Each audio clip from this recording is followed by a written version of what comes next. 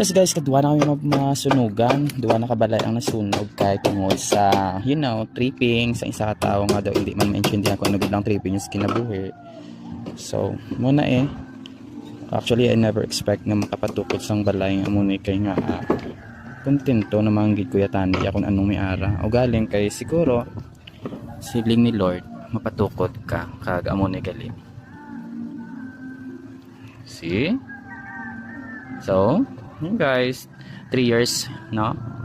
3 years na siyang ningabalay pero still under construction pagyapon kay nga napagyo ko lang siya kung may budget na, pero kung wala stop anay di man pwede nga i-focus ko na lang tanan kong kwarta diri kay di man ko mga mapagutom.